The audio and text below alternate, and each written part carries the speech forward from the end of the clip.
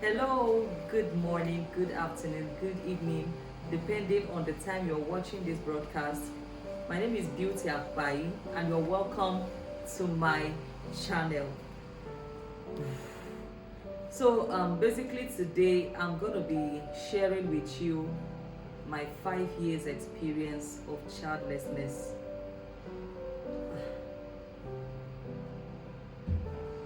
Okay, this is more like an emotional video, but I feel it's going to be of help to someone out there who is believing God for the fruit of the womb. Before I go right into the video, I want you to subscribe to my channel, click on the notification bell.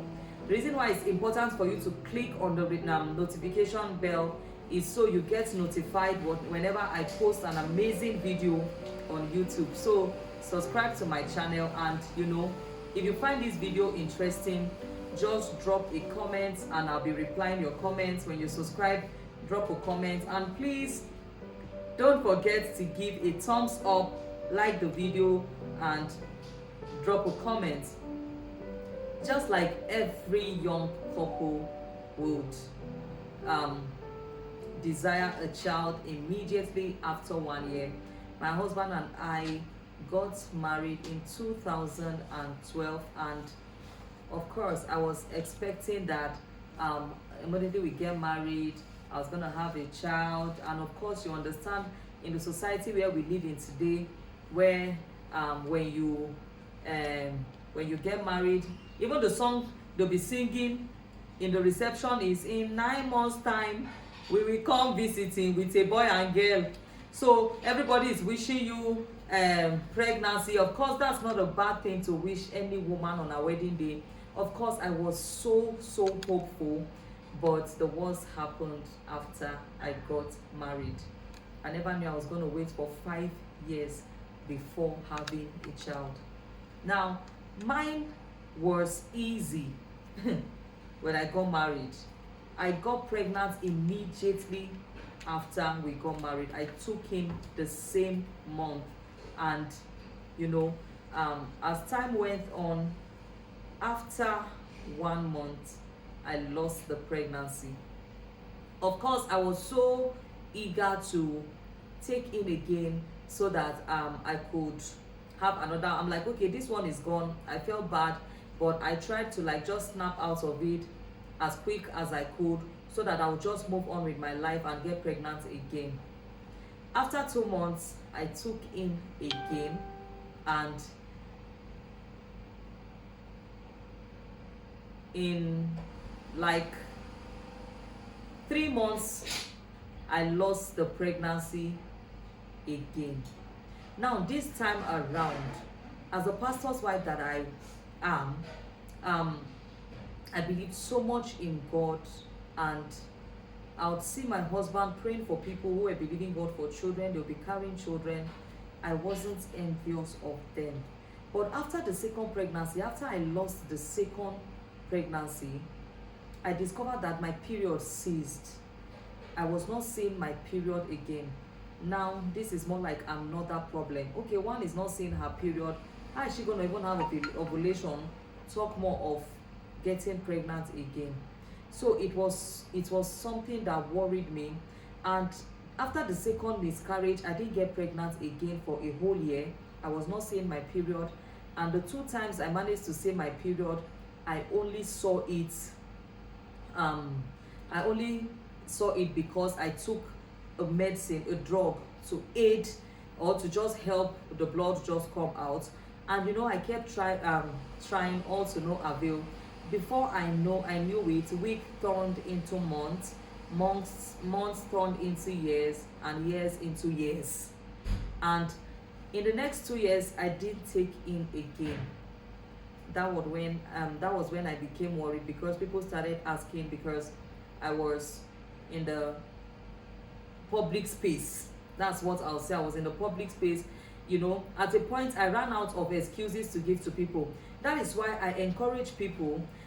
What actually was giving me depression then was the question people kept asking me. That's why I encourage people, when you have somebody around you who is believing God for the fruit of the womb, please try as much as you can not to keep asking them whether she's pregnant or not. See, pray for them in their secret place, because every time you ask them, is there nothing yet, you leave them worried and depressed. So I had to get through the stage where I no longer feel bad about the question people ask, because when they ask, it becomes bad. Mine was bad to the point that it got to a point church members started praying for me. I'll never forget the day after a church service, a little girl came and she said she needed to pray for me to have a child. Of course, it's not bad, but you know what it means for, someone you look up to for prayers, you begin to pray for that person just because the person is going through a phase. Now, at this point, we started seeking medical help, and I went from one hospital to another. Yet every morning I'll come to church smiling, acting up like all is well. Trust me when I tell you that pastors are people who go through problems, and most times they don't even have people to share it with. I'll go to church, serve God, and one thing I did at that period of waiting was that I didn't allow it affect my service to God, because I discovered that somewhere in my spirit I was so convinced that I was going to have a child. I don't know when, but I knew it was impossible for me not to have a child because of what I had read from the scripture, that none shall be barren, not even our animals. So I knew that it was impossible for me not to have a child. Before I go on in this video, I want you to understand this. If you are still waiting on God for the testimony of a child, I want you to have this at the back of your mind, that it's not possible for you not to have a child. It is not possible. So what I started doing was, even as I was praying, and I started looking for scriptures that had to do with the fruit of the womb. Children are the gift from the Lord, and the fruit of the womb is his reward. I got myself armed with every necessary scriptures about what God has to say about people having children, and that helped me. So if you're in my shoes, I want you to start getting scriptures that will aid you. And I started acting faith. Now, so many people are believing God for the fruit of the womb, and they are not even acting as mothers. What I will do is, when I go to the market and I see anything I like that is beautiful, I will buy it. And I started buying female children shoes, their clothes, because what I desired was a baby girl. I knew God was going to give me a child, and I knew that the first child God was going to give me will be a baby girl. So I started buying anyone I see I like. The first thing I actually bought for my child was a Bible. I'm like, this is going to be my baby's Bible. I bought another white shoe I'll never forget for my baby. So I went to the hospital, and one of those days with the doctor's appointments, when I went to see the doctor had me checked up, and he said I was having ovarian cysts. I was like, ovarian cysts? He turned the screen to face me and said, this is it. You can see by yourself. These are the cysts growing in your womb. And I looked at the doctor. I told him that I can't have it. At that point, I was speaking faith. And I wasn't just saying it. I was saying it. I meant it. I said, doctor, there's no way I can have ovarian cysts. In my family, we don't have it. And what I meant by family is, since I'm in God, I belong to God, I belong to God's family. We don't have ovarian cysts in our family, because sickness cannot exist there. The doctor felt I was being rude. I had to stand up from the bed. I went home. I told my husband, I said, this is what the doctor told me. And I told the doctor I don't have it. My husband held the test results. He prayed on it. I went to the same hospital after 2 days. The doctor checked, and there was no ovarian cyst. He didn't find it. I slapped the devil there. And still I wasn't taking him. My period was not still regular. It was 3 years, and it's still counting. Now, after 3 years, I managed to go for another checkup. See, I went to so many places, so many hospitals, from one place to another, and some people will come suggesting some things to you. They will say, we know a place. They will just give you a medicine for you to drink, and before you know it, you will get pregnant. I want you to understand that any option that is not God's option is not a good option for you.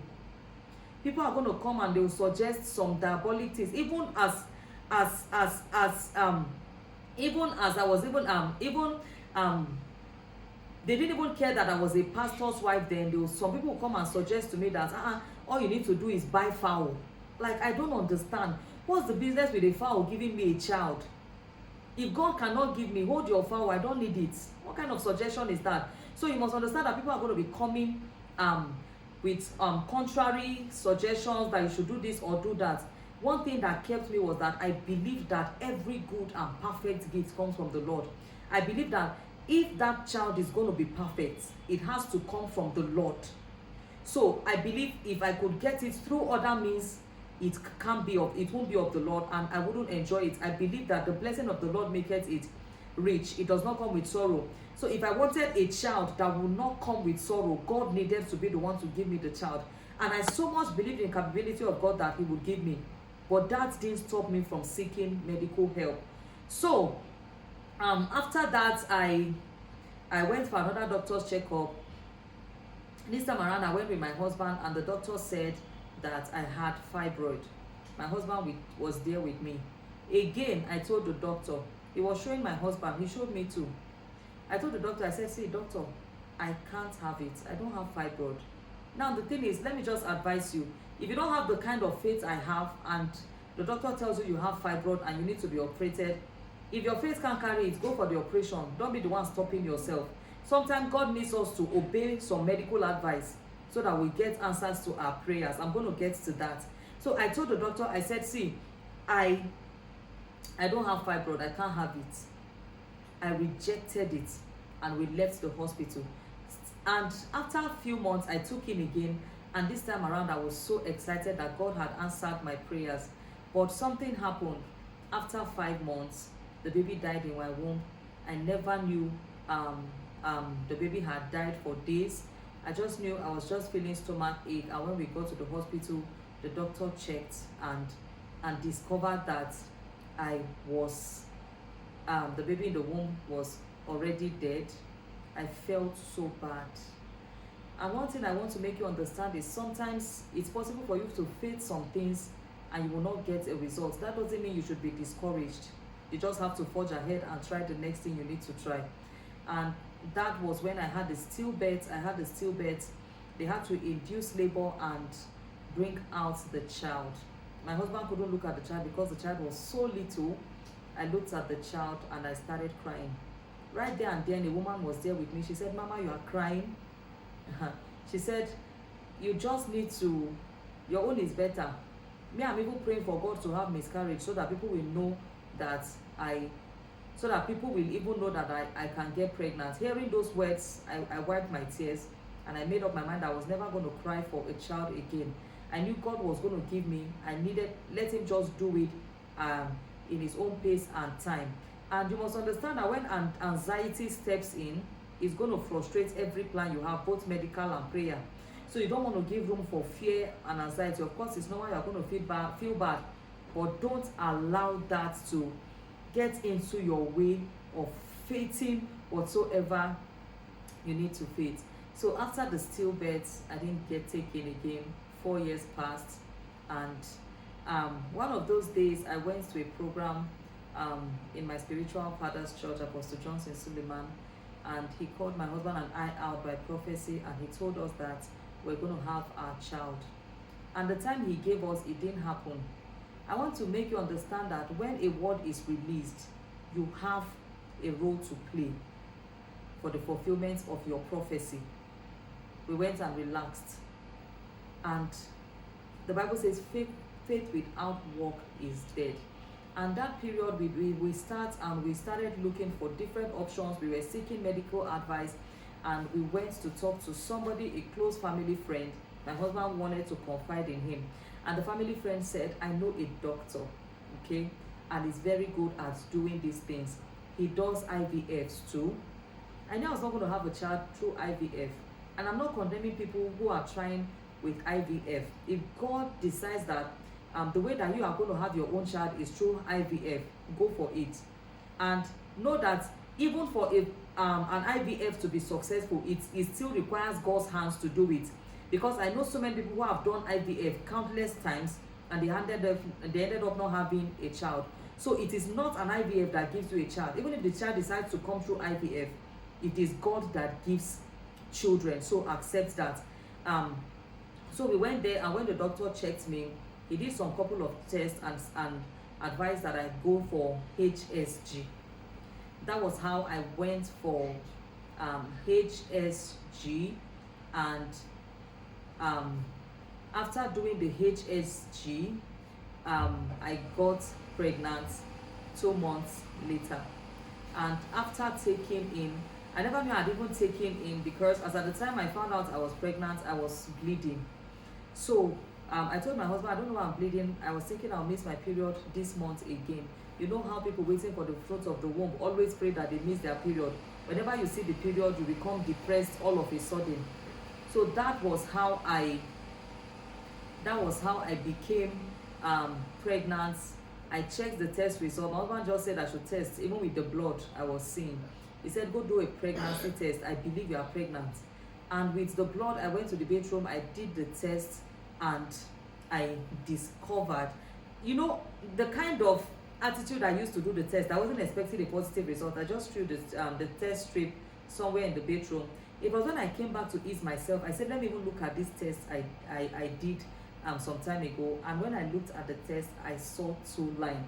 Wow, I was pregnant. I ran out of the bedroom. I started screaming my husband's name. Do you know what it means to be pregnant after a long time, after having 4 miscarriages, 1 stillbirth? I ran to my husband. I told him, I said, baby, I'm pregnant. He looked at it. My joy was somehow trying to go, and was going to be mixed with sorrow because I was bleeding. My husband said, you see this one, this baby is not going anywhere. We prayed about it. In a few days' time, the blood stopped, and I carried my baby till about 36 weeks. And when it was time for me to give birth, I gave birth, and my child was not breathing. As at that point, I was unconscious because I actually had the child through CS. I opted for CS because at the point, the labor was so tiring, and I didn't want to know that anything or hear that anything will happen to this baby, maybe as a result of prolonged labor. I just needed them to remove the child alive. So I was being careful about everything. So when they took me to the theater and my baby came out and was not breathing, the doctor said, what am I going to tell Pastor? That the child he has waited for 5 years is not alive.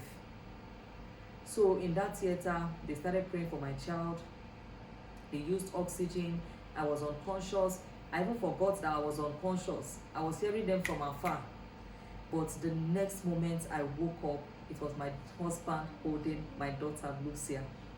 God turned my 5 years of mockery and shame around. Those 5 years was hell for me. I was insulted.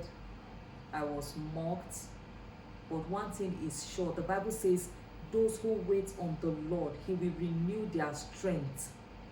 My prayer for you is that in your waiting season, God will renew your strength. At a point, I felt like giving up. I felt like, but just hold on to your faith. Confess it. Believe that no one else can give you. At a point, I believed that it was not possible for me not to have a child. And God proved himself mighty. So I want to use this opportunity to pray for anyone who is believing God for the fruit of the womb. That God that ended that insult in my life will end that insult in your life. And when my child came out, it was a girl like I hoped for. Faith works. God will do it. But you must take medical step when necessary. The last step I took, that in praying, take medical step when necessary. Faith it. Okay? When you are giving the medical advice, listen to it. If you have to faith at a point and reject those you need to reject, reject them. But just let God guide you. When my baby turned 1 year, 1 month, I took him for the other one. Look at babies I was praying for. Another one came. Before I knew it, Aviella is here. Today I have 2 beautiful daughters, and I'm the one running from babies for now. If God is going to give you in the future, I will appreciate him. If he decides not to give me again, I'm grateful. I'm the one running away from children today. because the Lord remembered me like he remembered Sarah. And Sarah said, the Lord has caused me to laugh. And those who hear this will laugh with me. So if you are believing God for the fruit of the womb, hang in there. I serve a covenant keeping God. He said, be fruitful, multiply, so you will have your own child. Just believe that it is not possible for you not to have a child. I hope this has been a blessing to you. Don't forget to subscribe to my channel for more interesting and faith-lifting topics. See you next time. Don't forget to leave a thumbs up and drop a comment. I hope this blesses you. Bye.